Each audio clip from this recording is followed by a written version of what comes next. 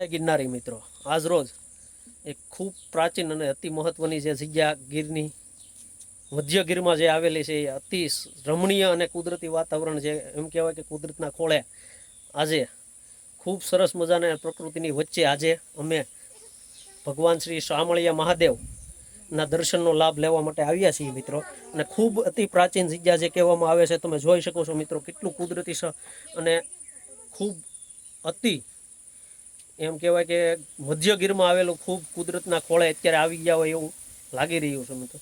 અને ખૂબ સરસ મજાની જે જગ્યા છે અત્યારે તમે નિહાળી શકો છો મિત્રો કેવી ખૂબ સરસ મજાની જગ્યા કે આપણને એકવાર તો અવશ્ય આ જગ્યા પર આવવાનું મન થશે મિત્રો. જે અત્યારે મધ્ય ગીરમાં કે જે એમ કહેવાય કે પાણી અત્યારે જે ડુંગરની અંદરથી જે આવી રહ્યું છે એ તમે નિહાળી રહ્યા છો મિત્રો.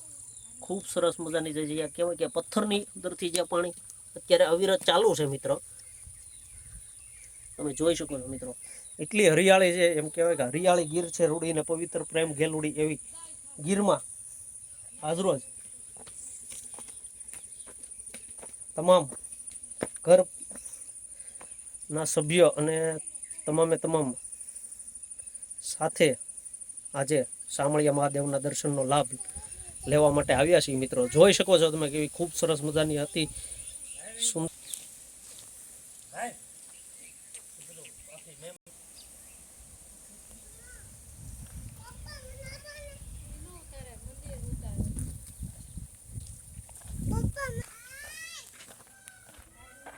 જો મિત્રો તમે જોઈ શકો છો કે મોરલાનો કેવો ટહુકાર અને અવાજ પણ એટલો રમણીય આવી રહ્યો છે મિત્રો. એકવાર અવશ્ય આ જગ્યાની મુલાકાત લેવા પધારજો મિત્રો. ખૂબ સરસ મજાની હતી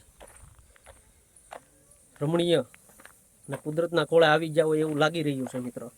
તમે જોઈ શકો છો કુદરતના ખોળે આજે શામળિયા મહાદેવના દર્શન કરવા માટે અમે સહપરિવાર સાથે ભગવાન શ્રી શામળિયા મહાદેવના દર્શન માટે પધાર્યા છીએ મિત્રો. અને એવી સરસ મજાની રૂડી ગીરમાં એમ કહેવાય કે ગાંડી ગીરની અંદર આજરોજ અને ભગવાન શામળિયા મહાદેવના સાનિધ્યમાં દર્શનનો લાભ લીધો છે મિત્રો. તમે જોઈ શકો છો કેટલી ખૂબ સરસ મજાની જે જગ્યા છે અત્યારે આપણે એકવાર અવશ્ય આવવાનું મન થશે મિત્રો.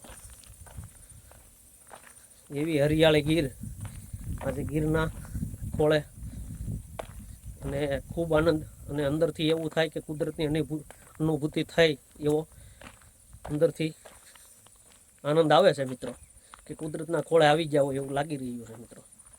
તમે જોઈ શકો છો આ શામળિયા મહાદેવના દર્શનના લાભ લેવા માટે અમે સહપરિવાર સાથે પધાર્યા છીએ મિત્રો. જો મિત્રો મોરલાનો કેવો ટહુકાર અને કેવો ખૂબ સરસ મજાનો અવાજ આવી રહ્યો છે મિત્રો. શામળિયા મહાદેવની જગ્યા છે મિત્રો તમે જોઈ શકો છો ખૂબ સરસ મજાની એમ કહેવાય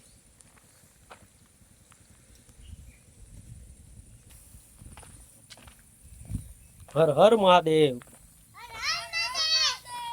હર મહાદેવ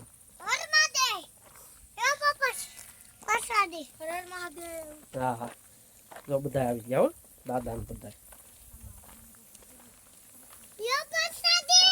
હા હા ભલે.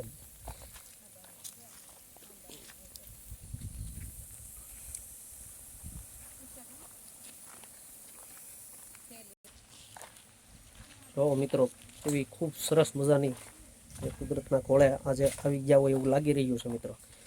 અતિ રમણીય ખૂબ સરસ મજાની અને ગીરમાં જે જગ્યા આવેલી છે